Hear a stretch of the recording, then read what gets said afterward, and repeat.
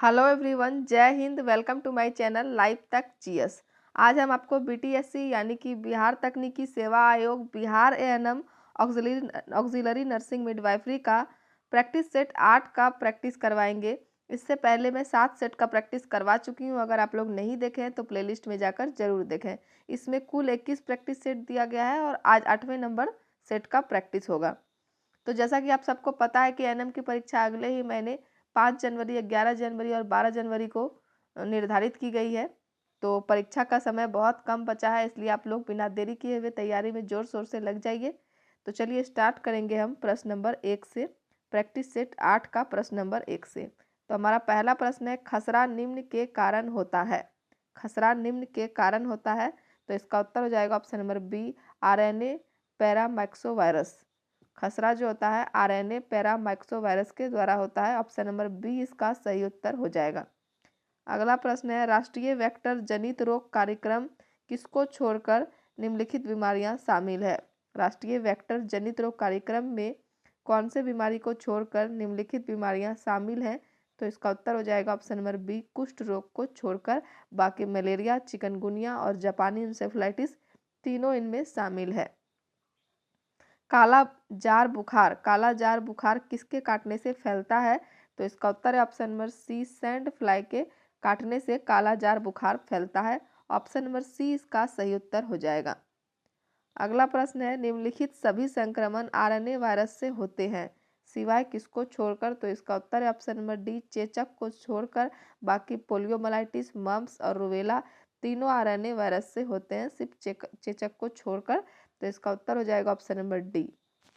Varicella zoster से निम्न में से कौन सा रोग होता है। तो इसका उत्तर हो जाएगा option number D, chicken pox जो है यह वेरिसेला जोस्टर से होता है। ऑप्शन नंबर डी इसका सही उत्तर हो जाएगा। अगला प्रश्न है, जब दस्त 14 दिनों से अधिक समय तक रहता है तो इसे कहा जाता है। जब दस्त 14 दिनों से अधिक समय तक रहता है तो इसे क्या कहा जाता है। इसे लगातार दस्त कहा जाता है। ऑप्शन नंबर सी इसका सही उत्तर होगा। आगे देखेंगे, जीनस प्लाज्मोडियम के परजीवी के संक्रमण के कारण, जीनस प्लाज्मोडियम के परजीवी के संक्रमण के कारण होने वाला प्रोटोजोअल रोग कौन सा है। तो इसका उत्तर हो जाएगा option number B, malaria. Genus plasmodium के परजीवी के संक्रमण के कारण होने वाला प्रोटोजोअल रोग मलेरिया है। ऑप्शन नंबर बी इसका सही उत्तर होगा। अगला प्रश्न है, निम्नलिखित सभी संक्रमण संक्रामक रक्त के संपर्क में आने से होते हैं सिवाय किसको छोड़कर। तो सिवाय हेपेटाइटिस बी को छोड़कर बाकी सभी संक्रमण रक्त के संपर्क में आने से होते हैं। हेपेटाइटिस सी, एचआईवी और हेपेटाइटिस ई। अगला प्रश्न है, वायरस जो डेंगू का कारण बनता है। वायरस जो डेंगू का कारण बनता है, तो इसका उत्तर है flavivirus. Option number B इसका सही उत्तर हो जाएगा। अगला है, उच्च रक्तचाप के परिवर्तनीय जोखिम कारक निम्नलिखित हैं सिवाय एक को छोड़कर। तो वह एक है जेनेटिक कारक। जेनेटिक कारक को छोड़कर नमक का सेवन, मोटापा और शराब करने से उच्च रक्तचाप के परिवर्तनीय जोखिम कारक हैं। अगला प्रश्न है, सरकार ने किसको लक्षित करने के लिए एनपीसीडीएस कार्यक्रम शुरू किया। सरकार ने किसको लक्षित करने के लिए एनपीसीडीएस कार्यक्रम शुरू किया। तो इसका उत्तर है ऑप्शन नंबर डी, उपरोक्त सभी कैंसर, मधुमेह और हृदय रोग तीनों को लक्षित करने के लिए एनपीसीडीएस कार्यक्रम शुरू किया। ऑप्शन नंबर डी इसका सही उत्तर हो जाएगा। आगे देखेंगे, कोशिकाओं के असामान्य विकास की विशेषता वाले रोगों का एक समूह। कोशिकाओं के असामान्य विकास की विशेषता वाले रोगों का एक समूह जो आसन्न ऊतकों और यहाँ तक कि दूर के अंगों पर आक्रमण करने में सक्षम है, उसे क्या कहा जाता है। तो उसे कैंसर कहा जाता है। ऑप्शन नंबर बी इसका सही उत्तर हो जाएगा। कोशिकाओं के असामान्य विकास की विशेषता वाले रोगों का एक समूह जो आसन्न ऊतकों और यहाँ तक कि दूर के अंगों पर आक्रमण करने में सक्षम है, उसे कैंसर कहा जाता है। ऑप्शन नंबर बी इसका सही उत्तर हो जाएगा। अगला प्रश्न है, कैंसर जो क्षेत्रीय लसिका ग्रंथि और दूर के अंगों तक फैल गया उसे कहा जाता है। उसे माध्यमिक ट्यूमर कहा जाता है। ऑप्शन नंबर बी इसका सही उत्तर हो जाएगा। अगला प्रश्न है, मोटापे के प्रतिकूल प्रभाव मोटापे के प्रतिकूल प्रभाव निम्नलिखित सभी हैं सिवाय एक को छोड़कर। तो इसका उत्तर है मोटापे के प्रतिकूल प्रभाव निम्नलिखित सभी हैं सिवाय एक को छोड़कर। तो इसका उत्तर हो जाएगा ऑप्शन नंबर सी, अल्प रक्तचाप को छोड़कर हाइपरलिपिडेमिया, ग्लूकोज असहिष्णुता और हृदय धमनी रोग, यह तीनों जो है मोटापे के प्रतिकूल प्रभाव में है, सिर्फ अल्प रक्तचाप को छोड़कर। तो इसका उत्तर हो जाएगा ऑप्शन नंबर सी। अगला प्रश्न है जेरोप्थेलेमिया। जेरोप्थेलेमिया को निम्नलिखित में से किस विटामिन के प्रशासन द्वारा नियंत्रित किया जा सकता है? जेरोप्थेलेमिया को निम्नलिखित में से किस विटामिन के प्रशासन द्वारा नियंत्रित किया जा सकता है? तो इसका उत्तर है option number C, vitamin A. अगला प्रश्न है मधुमेह मेलिटस आमतौर पर निम्न द्वारा पहचाना जाता है। मधुमेह मेलिटस आमतौर पर निम्न द्वारा पहचाना जाता है। तो इसका उत्तर ऑप्शन नंबर सी, शर्करा में। विल्सन रोग की विशेषता है। विल्सन रोग की विशेषता क्या है? तो इसका उत्तर हो जाएगा ऑप्शन नंबर बी, जिगर, गुर्दे और मस्तिष्क में तांबे का संचय। विल्सन रोग की विशेषता है जिगर, गुर्दे और मस्तिष्क में तांबे का संचय। ऑप्शन नंबर बी इसका सही उत्तर होगा। अगला प्रश्न है निम्नलिखित में से कौन सा रोग कैंसर नहीं है? निम्नलिखित में से कौन सा रोग कैंसर नहीं है? तो इसका उत्तर ऑप्शन नंबर ए, ग्लूकोमा जो है यह कैंसर नहीं है। बाकी कार्सिनोमा, ल्यूकेमिया और सार्कोमा यह तीनों एक प्रकार का कैंसर है। तो ऑप्शन नंबर ए, ग्लूकोमा जो है यह कैंसर नहीं है। तो इसका उत्तर हो जाएगा ऑप्शन नंबर ए। अगला प्रश्न है भारत में मलेरिया उन्मूलन के लिए राष्ट्रीय रूपरेखा का लक्ष्य है। भारत में मलेरिया उन्मूलन के लिए राष्ट्रीय रूपरेखा का लक्ष्य कब तक का है? तो इसका उत्तर हो जाएगा ऑप्शन नंबर डी, 2030 तक का इसका लक्ष्य है। ऑप्शन नंबर डी इसका सही उत्तर हो जाएगा। अगला प्रश्न है राष्ट्रीय स्वास्थ्य कार्यक्रम जिसका उद्देश्य गर्भवती महिलाओं को सरकारी स्वास्थ्य सुविधाओं में प्रसव करने के लिए प्रोत्साहन द्वारा मातृ मृत्यु दर को कम करना है, उसे क्या कहा जाता है? तो उसे ऑप्शन नंबर ए, जननी सुरक्षा योजना कहा जाता है। ऑप्शन नंबर ए इसका सही उत्तर हो जाएगा। अगला प्रश्न है निम्नलिखित में से कौन सी प्रारंभिक जांच है जो नर्स को यह देखने की अपेक्षा करनी चाहिए कि क्या एक मरीज में अंतःशिरा जलसेक के बाद थ्रोम्बोफ्लिप्टिस विकसित होता है या नहीं? तो इसका उत्तर ऑप्शन नंबर बी, एरिथेमा और गर्मी। निम्नलिखित में से कौन सी प्रारंभिक जांच है जो नर्स को यह देखने की अपेक्षा करनी चाहिए कि क्या एक मरीज में अंतःशिरा जलसेक के बाद थ्रोम्बोफ्लिप्टिस विकसित होता है या नहीं? तो इसका उत्तर ऑप्शन नंबर बी, एरिथेमा और गर्मी। अगला प्रश्न है ऑस्टियोपोरोसिस। ऑस्टियोपोरोसिस की रोकथाम पर समुदाय में स्वास्थ्य शिक्षा प्रदान करते हुए नर्स को निम्न पर जोर देना चाहिए। तो इसका उत्तर है ऑप्शन नंबर ए, धूम्रपान को खत्म करने पर जोर देना चाहिए। ऑस्टियोपोरोसिस की रोकथाम पर समुदाय में स्वास्थ्य शिक्षा प्रदान करते हेतु नर्स को धूम्रपान को खत्म करने पर जोर देना चाहिए। ऑप्शन नंबर ए इसका सही उत्तर है। अगला प्रश्न है नर्स को सौंपे गए रोगी का निदान दाएं तरफ के हृदय की विफलता है। इसका आकलन करते समय निम्नलिखित में से किस स्थिति की अपेक्षा नर्स कर सकती है? तो इसका उत्तर option number A, peripheral oedema. Peripheral oedema की अपेक्षा नर्स कर सकती है। ऑप्शन नंबर ए इसका सही उत्तर होगा। अगला प्रश्न है हीमोग्लोबिन।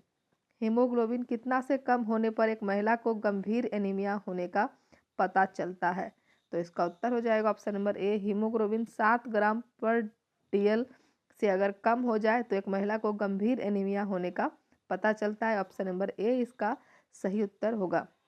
तो उम्मीद कर रहे हैं कि वीडियो आप लोग को पसंद आ रहा होगा। वीडियो अगर पसंद आ रहा है तो वीडियो को लाइक कीजिए, कमेंट कीजिए और ज़्यादा से ज़्यादा शेयर कीजिए।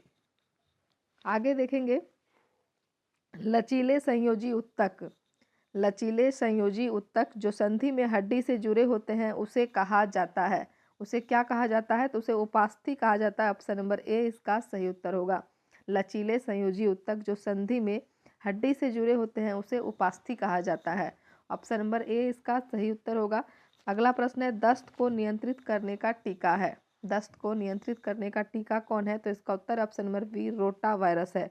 दस्त को नियंत्रित करने का टीका रोटा वायरस है। ऑप्शन नंबर बी इसका सही उत्तर होगा।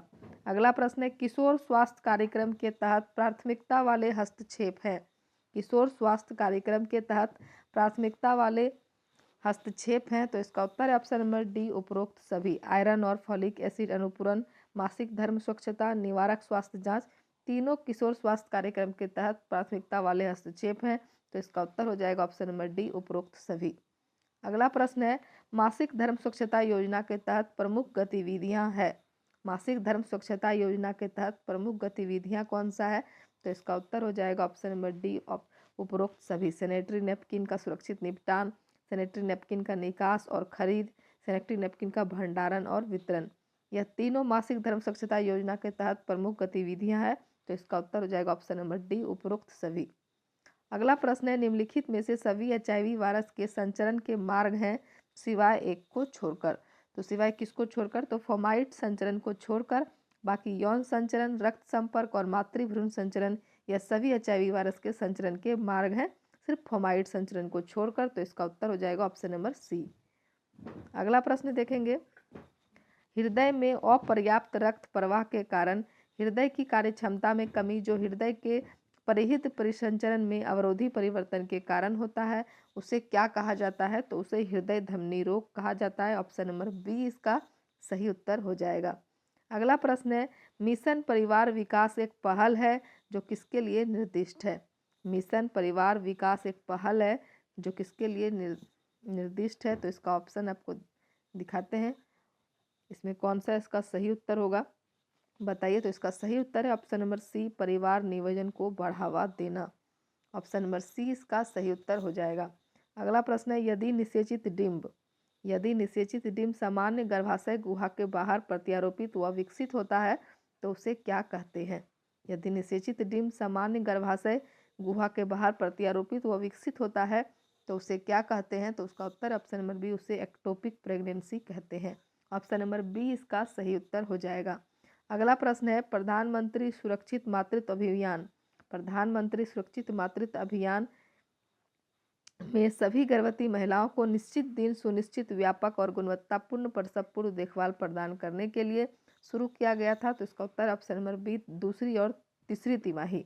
प्रधानमंत्री सुरक्षित मातृत्व अभियान दूसरी और तीसरी तिमाही में सभी गर्भवती महिलाओं को निश्चित दिन सुनिश्चित व्यापक और गुणवत्तापूर्ण प्रसव पूर्व देखभाल प्रदान करने के लिए शुरू किया गया था। ऑप्शन नंबर दो इसका सही उत्तर होगा। अगला प्रश्न देखेंगे यदि दुर्घटनाग्रस्त व्यक्ति के पैर के घाव से लगातार खून बह रहा है तो सर्वप्रथम क्या करना चाहिए। यदि दुर्घटनाग्रस्त व्यक्ति के पैर के घाव से लगातार खून बह रहा है तो सर्वप्रथम क्या करना चाहिए, तो इसका उत्तर है ऑप्शन नंबर सी जिस जगह से खून बह रहा है उस जगह पर साफ या विसंक्रमित पट्टी से सीधा दबाव बनाते हुए पट्टी बांधें।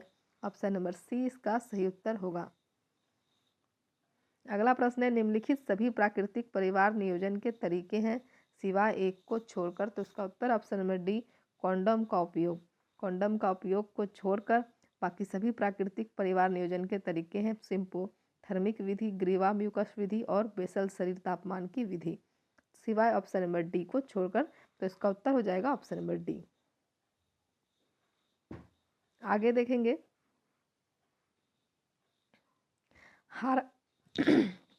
हार्मोन जारी करते अंतर्गर्भाशयी उपकरणों का कार्यविधि क्या है। हार्मोन जारी करते अंतर्गर्भाशयी उपकरणों का कार्यविधि क्या है, तो इसका उत्तर हो जाएगा ऑप्शन नंबर बी ग्रीवा म्यूकस की चिपचिपाहट बढ़ाता है। ग्रीवा म्यूकस की चिपचिपाहट बढ़ाता है। हार्मोन जारी करते अंतर्गर्भाशयी उपकरणों का कार्य है यह ग्रीवा म्यूकस की चिपचिपाहट बढ़ाता है। ऑप्शन नंबर बी इसका सही उत्तर हो जाएगा। अगला प्रश्न है निम्नलिखित सभी गर्भ निरोधक की बाधा विधियां हैं। निम्नलिखित सभी गर्भ निरोधक की बाधा विधियां हैं सिवाय एक को छोड़कर, तो नोवा टी को छोड़कर बाकी मध्यपट योनि स्पंज और कंडोम तीनों जो है गर्भ निरोधक की बाधा विधियां हैं सिर्फ नोवा टी को छोड़कर, तो उत्तर हो जाएगा ऑप्शन नंबर बी। अगला प्रश्न है भारत की राष्ट्रीय मानसिक स्वास्थ्य नीति की शुरुआत कब की गई थी, तो इसका उत्तर ऑप्शन नंबर ए 1982 ईस्वी में भारत की राष्ट्रीय मानसिक स्वास्थ्य नीति की शुरुआत की गई थी। अगला प्रश्न है नर्स चिकित्सक को रोगी की आरोग्य प्राप्ति में विचलन के बारे में यह समझकर सूचित करती है कि कुछ उपचारात्मक क्रियाएं आवश्यक है, तो यह किसका उदाहरण है, तो इसका उत्तर है ऑप्शन नंबर सी यह बुनियादी स्तर की महत्वपूर्ण सोच का उदाहरण है। नर्स चिकित्सक को रोगी की आरोग्य प्राप्ति में विचलन के बारे में यह समझकर सूचित करती है कि कुछ उपचारात्मक क्रियाएं आवश्यक है। यह बुनियादी स्तर की महत्वपूर्ण सोच का उदाहरण है। ऑप्शन नंबर सी इसका सही उत्तर हो जाएगा। अगला प्रश्न है, दवाओं को प्रशासित करते समय नर्सों को निम्नलिखित 5 अधिकारों पर विचार करना चाहिए सिवाय एक को छोड़कर। तो इसका उत्तर है ऑप्शन नंबर बी, सिवा सही मुद्रा को छोड़कर सही रोगी, सही समय और सही खुराक। यह तीनों जो है 5 अधिकारों पर विचार करना चाहिए, जिसमें कि यह 3 अधिकार है। सिर्फ ऑप्शन नंबर बी को छोड़कर सही मुद्रा नहीं होगा, तो इसलिए इसका उत्तर है ऑप्शन नंबर बी। अगला प्रश्न, नर्स द्वारा व्यक्त किए गए मुख्य संदेश। नर्स द्वारा व्यक्त किए गए मुख्य संदेश को दोहराने की तकनीक क्या कहलाती है? तो फिर से कहना कहलाती है। ऑप्शन नंबर बी इसका सही उत्तर होगा। अगला प्रश्न है, जन्म के 5 मिनट बाद APGAR जन्म के 5 मिनट बाद अपगार के लिए एक नवजात शिशु का मूल्यांकन किया जाता है। स्कोर 8 है, वह क्या दर्शाता है? तो इसका उत्तर हो जाएगा, वह कोई डिप्रेशन नहीं दर्शाता है। ऑप्शन नंबर ए इसका सही उत्तर है। अगर स्कोर 8 होगा तो यह कोई डिप्रेशन नहीं है, तो ऑप्शन नंबर ए इसका सही उत्तर हो जाएगा। अगला प्रश्न है, किसको छोड़कर सुमन के लाभार्थी हैं? तो इसका उत्तर है ऑप्शन नंबर डी, 3 साल तक के सभी बच्चे को छोड़कर बाकी सभी जो है सुमन के लाभार्थी हैं। ऑप्शन नंबर डी इसका सही उत्तर हो जाएगा। अगला प्रश्न है, भारत हर वर्ष कब राष्ट्रीय टीकाकरण दिवस मनाता है? तो इसका उत्तर ऑप्शन नंबर सी, भारत हर वर्ष 16 मार्च को राष्ट्रीय टीकाकरण दिवस मनाता है। ऑप्शन नंबर सी इसका सही उत्तर होगा। अगला प्रश्न है, एक संक्रामक एजेंट द्वारा आक्रमण और रोगों के संकेत और लक्षणों की उपस्थिति के बीच का समय अंतराल है। तो इंक्यूबेशन अवधि उसे कहते हैं। एक संक्रामक एजेंट द्वारा आक्रामक और रोगों के संकेत और लक्षणों की उपस्थिति के बीच का समय अंतराल इंक्यूबेशन अवधि है। ऑप्शन नंबर सी इसका सही उत्तर हो जाएगा। अगला प्रश्न है, संदेश प्रसारित करने वाले व्यक्ति को निम्न कहा जाता है। संदेश प्रसारित करने वाले व्यक्ति को निम्न कहा जाता है। तो इसका उत्तर ऑप्शन नंबर ए, एनकोडर कहा जाता है।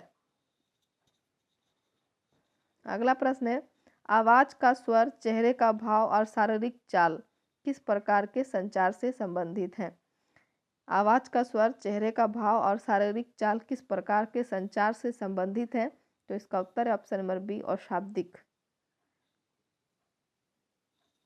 अगला प्रश्न है, इस उपकरण की पहचान कीजिए। इसमें देखिए फोटो बना हुआ है और ये बोल रहा है कि इस उपकरण की पहचान कीजिए। यह कौन सा उपकरण है? तो आप लोग बताइए। तो यह है BP handle. Option number D इसका सही उत्तर है। यह BP हैंडल है। तो फ्रेंड्स, उम्मीद करते हैं कि वीडियो आप लोग को पसंद आ रहा होगा। वीडियो अगर अच्छा लग रहा है तो वीडियो को लाइक कीजिए, कमेंट कीजिए और ज़्यादा से ज़्यादा शेयर कीजिए। और हमारा एक नया चैनल भी बन गया है, उस चैनल का नाम है सक्सेस लाइफ। तो अभी तो हम इस बुक का इसमें कंप्लीट करवा दे रहे हैं लाइफ तक GS चैनल में, लेकिन आगे का जो भी बुक होगा हम सक्सेस लाइफ चैनल में डालेंगे। तो इसलिए आप लोग को अगर अगले बुक से पढ़ना है तो आप लोग सक्सेस लाइफ चैनल में जाकर उस बुक का देख सकते हैं। तो अभी आगे का प्रश्न बताते हैं। इस उपकरण की पहचान करें। अगला प्रश्न में भी यह दूसरा उपकरण दिया गया है। इस उपकरण का क्या नाम है, इसे भी आप लोग बताइए।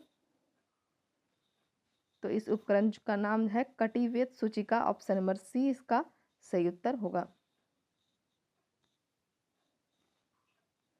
इस मशीन का नाम क्या है? तो इसका उत्तर है ऑप्शन नंबर बी, डिफिब्रिलेटर इस मशीन का नाम है। फोटो में आप लोग देख सकते हैं यह मशीन डिफिब्रिलेटर है। ऑप्शन नंबर बी इसका सही उत्तर होगा। अगला प्रश्न है, स्तन हड्डी के लिए संरचनात्मक शब्द क्या है? स्तन हड्डी के लिए संरचनात्मक शब्द क्या है? तो इसका उत्तर है option number B, sternum. Option number B इसका सही उत्तर हो जाएगा। अगला प्रश्न है, राष्ट्रीय रणनीतिक योजना। राष्ट्रीय रणनीतिक योजना का उद्देश्य क्षय रोग को कब तक खत्म करना है? तो इसका उत्तर है ऑप्शन नंबर ए, 2025 तक क्षय रोग को खत्म करना है। वायुमंडल की सबसे निचली परत क्या है? वायुमंडल की सबसे निचली परत क्या है? तो इसका उत्तर ऑप्शन नंबर बी, ट्रोपोस्फेयर। वायुमंडल की सबसे निचली परत ट्रोपोस्फेयर है। ऑप्शन नंबर बी इसका सही उत्तर हो जाएगा। अगला प्रश्न है, शरीर की सबसे बड़ी तंत्रिका कौन सी है? शरीर की सबसे बड़ी तंत्रिका कौन सी है? तो इसका उत्तर ऑप्शन नंबर ए, साइटिका। मस्तिष्क का वह भाग जो शरीर के तापमान को नियंत्रित करता है, उसे क्या कहेंगे? उसे हाइपोथैलेमस कहते हैं। ऑप्शन नंबर बी इसका सही उत्तर हो जाएगा। अगला प्रश्न है, ग्लूकोकार्टिकोइड्स और मिनरलोकार्टिकोइड्स किसके द्वारा स्रावित होता है? ग्लूकोकार्टिकोइड्स और मिनरलोकार्टिकोइड्स किसके द्वारा स्रावित होता है? तो इसका उत्तर है ऑप्शन नंबर डी, अधिवृक्क ग्रंथियां। अगला है, सब्सटांसिया निग्रा निम्नलिखित में से कौन सा प्रमुख न्यूरोट्रांसमीटर स्रावित करता है? सब्सटांसिया निग्रा निम्नलिखित में से कौन सा प्रमुख न्यूरोट्रांसमीटर स्रावित करता है? तो इसका उत्तर है option number B, dopamine. Epidermis की प्रमुख कोशिकाएं जो एक जटिल प्रक्रिया है, जटिल प्रक्रिया में केरोटीन का उत्पादन करती है, वह कौन सा है? तो वह कैरिटिनोसाइट्स है। ऑप्शन नंबर बी इसका सही उत्तर होगा। एपिडर्मिस की प्रमुख कोशिकाएं जो एक जटिल प्रक्रिया में केराटिन का उत्पादन करती है, वह है केराटिनोसाइट्स। दाहिने ऊपरी अंग में पाई जाने वाली हड्डियों की कुल संख्या कितनी है? तो इसका उत्तर हो जाएगा ऑप्शन नंबर बी, 30 है। अगला प्रश्न है, निम्नलिखित में से किसमें अंतःस्रावी और बहिस्रावी ग्रंथियां दोनों है? तो इसका उत्तर हो जाएगा ऑप्शन नंबर सी, अग्नाशय। अग्नाशय में अंतःस्रावी और बहिस्रावी दोनों ग्रंथि है। निषेचन क्रिया होती है, निषेचन क्रिया कहाँ होती है? तो इसका उत्तर हो जाएगा option number B, fallopian tube में निषेचन क्रिया होती है। ऑप्शन नंबर बी इसका सही उत्तर हो जाएगा। अगला है, किस रंग द्रव्य की अनुपस्थिति के कारण मनुष्यों के बाल का रंग सफ़ेद हो जाता है? किस रंग द्रव्य की अनुपस्थिति के कारण मनुष्यों के बाल का रंग सफ़ेद हो जाता है? तो इसका उत्तर है ऑप्शन नंबर ए, मेलानिन। अगला है, गर्भावस्था के दौरान एब्डोमेन के निचले भाग में बनी सफ़ेद रेखाएं क्या कहलाती है? तो इसका उत्तर है option number B, linea nigra. Sorry, linea nigra नहीं, स्टेग्रेविडम कहलाता है। गर्भावस्था के दौरान एब्डोमेन के निचले भाग में बनी सफ़ेद रेखाएं स्टेग्रेविडम कहा जाता है। हमें इस क्वेश्चन में कन्फ्यूज़न है, आप लोग इसका सही उत्तर बताएंगे। गर्भाशय के दौरान एब्डोमेन के निचले भाग में बनी सफ़ेद रेखाएं क्या कहलाती है? इसका उत्तर आप लोग कमेंट में बताइएगा। अगला प्रश्न है, निम्नलिखित में से किस कोशिका का पावर हाउस कहा जाता है? निम्नलिखित में से किसे कोशिका का पावर हाउस कहा जाता है? तो इसका उत्तर ऑप्शन नंबर डी, माइटोकॉन्ड्रिया को powerhouse of the cell कहा जाता है। पैम्फिगस का मुख्य लक्षण क्या है? पैम्फिगस का मुख्य लक्षण क्या है? तो इसका उत्तर हो जाएगा ऑप्शन नंबर डी, बड़ी पुटिकाएं। अगला प्रश्न है, रेक्टल टेम्परेचर नोट करने हेतु थर्मामीटर को कितना प्रवेश कराते हैं? रेक्टल टेम्परेचर नोट करने हेतु थर्मामीटर को कितना प्रवेश कराते हैं? तो इसका उत्तर ऑप्शन नंबर सी, 1.5 इंच प्रवेश कराते हैं। अगला है, फुट में पल्स किस आर्टरी से महसूस करते हैं? फुट में पल्स किस आर्टरी से महसूस करते हैं? तो इसका उत्तर हो जाएगा option number C, dorsal pedis artery से महसूस करते हैं। टैकीकार्डिया में पल्स कितना होती है? तो इसका उत्तर है 100 से ऊपर। टैकीकार्डिया में पल्स 100 से ऊपर होती है। बहुत गहरा इंस्पिरेशन व लंबा एक्सपिरेशन क्या कहलाता है? तो इसका उत्तर ऑप्शन नंबर डी, शाई कहलाता है। बहुत गहरा इंस्पिरेशन व लंबा एक्सपिरेशन शाई कहलाता है। ऑप्शन नंबर डी इसका सही उत्तर होगा। अगला प्रश्न है, एनोरेक्सिया से अभिप्राय क्या है? तो इसका उत्तर है ऑप्शन नंबर ए, भूख नहीं लगना एनोरेक्सिया से अभिप्राय है। अगला है, प्रेशर शोर को रोकने हेतु रोगी की अवस्था में कितने समय में परिवर्तन करना चाहिए? तो इसका उत्तर है ऑप्शन नंबर बी, 2 घंटा। प्रेशर शोर का अर्ली लक्षण नहीं है। प्रेशर शोर का अर्ली लक्षण कौन सा नहीं है? तो इसका उत्तर option number C, hot to touch. आगे देखेंगे, टब बाथ में पानी का तापक्रम कितना होता है? तो इसका उत्तर हो जाएगा ऑप्शन नंबर डी, 90 से डिग्री फ़ारेनहाइट होता है। टब बाथ में पानी का तापक्रम 90 से 100 डिग्री फ़ारेनहाइट होता है। डेक्यूबिटस अल्सर का ट्रीटमेंट है, डेक्यूबिटस अल्सर का ट्रीटमेंट है हीट, इंसुलिन ड्रॉप और ग्रेनुलेटेड शुगर, तीनों है। तो इसका उत्तर हो जाएगा ऑप्शन नंबर डी, उपरोक्त सभी। डेक्यूबिटस अल्सर में कितने वाट की बल्ब से कितने समय तक हीट देंगे? तो इसका उत्तर हो जाएगा ऑप्शन नंबर बी, 100 वाट और 10 मिनट तक हीट देंगे। ऑप्शन नंबर बी इसका सही उत्तर होगा। अगला प्रश्न है, फ्लैटस ट्यूब को कितने दूरी तक प्रवेशित कराते हैं? फ्लैटस ट्यूब को कितने दूरी तक प्रवेशित कराते हैं? तो इसका उत्तर ऑप्शन नंबर बी, 4 से 6 इंच। फ्लैटस ट्यूब को फ्लैटस ट्यूब को अधिकतम कितने समय तक एनल कनाल में रख सकते हैं? तो इसका उत्तर है ऑप्शन नंबर सी, 20 मिनट तक एनल कनाल में रख सकते हैं। अगला प्रश्न है, एक रोगी जो कई दिनों से लेटा हुआ एकदम से खड़ा होता है, गिर जाता है, कारण क्या है? तो इसका उत्तर option number B, orthostatic hypotension. एक रोगी जो कई दिनों से लेटा हुआ है, एकदम से खड़ा होता है और गिर जाता है, उसका कारण है orthostatic hypotension. Option number B इसका सही उत्तर होगा। अगला प्रश्न है, इंटरनेशनल कोड ऑफ नर्सिंग कब लागू हुआ? इंटरनेशनल कोड ऑफ नर्सिंग कब लागू हुआ? तो इसका उत्तर है ऑप्शन नंबर सी, 1973 ईस्वी में। नर्सिंग शब्द का जन्म हुआ है, नर्सिंग शब्द का जन्म हुआ है न्यूट्रिशियस से। ऑप्शन नंबर बी इसका सही उत्तर होगा। अगला प्रश्न है, मासिक धर्म चक्र, मासिक धर्म चक्र मेंस्ट्रुएशन की समाप्ति क्या कहलाती है? तो इसका उत्तर हो जाएगा ऑप्शन नंबर सी, मेनोपॉज कहलाती है। मासिक धर्म चक्र की समाप्ति मेनोपॉज कहलाती है। ऑप्शन नंबर सी इसका सही उत्तर होगा। तो फ्रेंड्स, उम्मीद करते हैं कि वीडियो आप लोग को पसंद आ रहा होगा। वीडियो अगर अच्छा लग रहा है तो वीडियो को लाइक कीजिए, कमेंट कीजिए और ज़्यादा से ज़्यादा शेयर कीजिए। और एक बात और है कि मेरा एक नया चैनल बन गया है सक्सेस लाइफ, तो उसमें भी हम एएनएम के वीडियोस डालेंगे।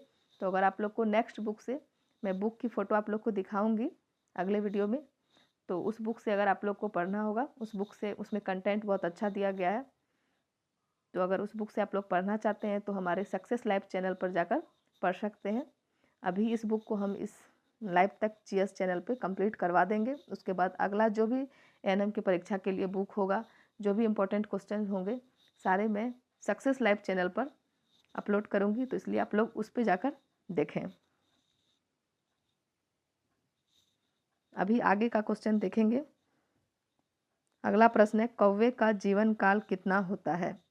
कौवे का जीवन काल कितना होता है? तो इसका उत्तर ऑप्शन नंबर सी, 15 वर्ष होता है। कौवे का जीवन काल 15 वर्ष होता है। ऑप्शन नंबर सी इसका सही उत्तर होगा। अगला प्रश्न है, परागकण प्रतिनिधित्व करते हैं, परागकण प्रतिनिधित्व करते हैं। तो इसका उत्तर हो जाएगा ऑप्शन नंबर डी, नर गैमेटोफाइट्स का। परागकण प्रतिनिधित्व करते हैं नर गैमेटोफाइट्स का। ऑप्शन नंबर डी इसका सही उत्तर होगा। अगला प्रश्न है, टर्नर सिंड्रोम विकार है, टर्नर सिंड्रोम विकार है एक्सो का। ऑप्शन नंबर ए इसका सही उत्तर होगा। अप्रभावी स्थिति को इस प्रकार दर्शाया गया है, अप्रभावी स्थिति को इस प्रकार दर्शाया गया है, स्मॉल टी। अगला है, डीएनए संरचना के लिए डबल हेलिक्स मॉडल दिया गया है। डीएनए संरचना के लिए डबल हेलिक्स मॉडल दिया गया है किसके द्वारा? तो इसका उत्तर ऑप्शन नंबर सी, वाटसन और क्रिक द्वारा। डीएनए में दो आधार युग्म के बीच की दूरी कितना होती है? तो 0.34 nm होती है। अगला प्रश्न है, विकास के बारे में प्राकृतिक चयन का सिद्धांत किसके द्वारा दिया गया है? विकास के बारे में प्राकृतिक चयन का सिद्धांत किसके द्वारा दिया गया है? तो इसका उत्तर option number A, Charles Darwin. AIDS का कारक जीव क्या होगा? तो इसका उत्तर ऑप्शन नंबर ए, विषाणु। एड्स का कारक जीव विषाणु होगा। ऑप्शन नंबर ए इसका सही उत्तर होगा। अगला प्रश्न है, पारिस्थितिकी तंत्र में हरे पौधे हैं, पारिस्थितिकी तंत्र में हरा पौधा कौन सा है? उत्पादक। ऑप्शन नंबर बी इसका सही उत्तर होगा। आँख के कॉर्निया और लेंस के बीच का स्थान क्या कहलाता है? आँख के कॉर्निया और लेंस के बीच का स्थान क्या कहलाता है? तो इसका उत्तर हो जाएगा ऑप्शन नंबर ए, जलीय कक्ष कहलाता है। आँख के कॉर्निया और लेंस के बीच का स्थान जलीय कक्ष कहलाता है। ऑप्शन नंबर ए इसका सही उत्तर होगा। अगला प्रश्न है, कौन सा फोर ब्रेन का भाग नहीं है? कौन सा फोर ब्रेन का भाग नहीं है? तो इसका उत्तर हो जाएगा ऑप्शन नंबर डी, पॉन्स जो है यह फोर ब्रेन का भाग नहीं है। मानव पसली पिंजरे में कितनी पसलियों के जोड़े मौजूद होते हैं? तो इसका उत्तर हो जाएगा ऑप्शन नंबर बी, 12 जोड़े मौजूद होते हैं। मानव पसली पिंजरे में 12 जोड़े मौजूद होते हैं। ऑप्शन नंबर बी इसका सही उत्तर होगा। सामान्य मानव में ग्लोमेरुलर निस्पंदन दर कितना होता है? तो इसका उत्तर है ऑप्शन नंबर ए, 180 लीटर प्रतिदिन। सामान्य मानव में ग्लोमेरुलर निस्पंदन दर 180 लीटर प्रतिदिन है। मनुष्य का हृदय सामान्यतः प्रति मिनट धड़कता है। मनुष्य का हृदय सामान्यतः प्रति मिनट कितनी बार धड़कता है? तो इसका उत्तर है ऑप्शन नंबर ए, 70 से 72 बार धड़कता है। एक वयस्क मनुष्य के पास अस्थायी दांतों की संख्या होती है। तो इसका उत्तर ऑप्शन नंबर बी, 32 होती है। एक वयस्क मनुष्य के पास अस्थायी दांतों की संख्या 32 होती है। ऑप्शन नंबर बी इसका सही उत्तर होगा। अगला प्रश्न है, वसा का श्वसन गुणांक है। वसा का श्वसन गुणांक कितना होता है? तो इसका उत्तर ऑप्शन नंबर बी, 1 से कम। सीमित कारकों का नियम किसके द्वारा दिया गया है? तो इसका उत्तर है ऑप्शन नंबर सी, ब्लैकमैन्स। सीमित कारकों का नियम ब्लैकमैन्स द्वारा दिया गया है। ऑप्शन नंबर सी इसका सही उत्तर होगा। अगला प्रश्न है, फ्लोएम द्वारा पौधों में भोजन का परिवहन होता है। फ्लोएम द्वारा पौधों में भोजन का परिवहन होता है द्विदिशात्मक द्वारा। ऑप्शन नंबर बी इसका सही उत्तर होगा। जंतु साम्राज्य का सबसे बड़ा संघ है। जंतु साम्राज्य का सबसे बड़ा संघ कौन सा है? तो इसका उत्तर है option number C, arthropoda. Option number C इसका सही उत्तर हो जाएगा। तो फ्रेंड्स, यह हमारा अंतिम प्रश्न था। तो वीडियो को समाप्त करेंगे। उम्मीद करते हैं कि वीडियो आप लोग को पसंद आया होगा। लेकिन आगे का वीडियो हम नेक्स्ट चैनल में डालेंगे। इस बुक का वीडियो हम इस चैनल में डाल देंगे, लेकिन दूसरा चैनल है हमारा सक्सेस लाइफ। तो आगे का जो भी बुक होगा एनएम का, या फिर जो भी हम इम्पोर्टेंट्स उसमें तथ्य लाएंगे, इम्पोर्टेंट क्वेश्चंस लाएंगे, वह सारा मेरा सक्सेस लाइफ चैनल में होगा। तो इसलिए आप लोग एक बार जाकर सक्सेस लाइफ चैनल में उस वीडियो को देख सकते हैं। तो अभी तो वीडियो समाप्त करते हैं। धन्यवाद। मिलते हैं आपको अगले वीडियो में।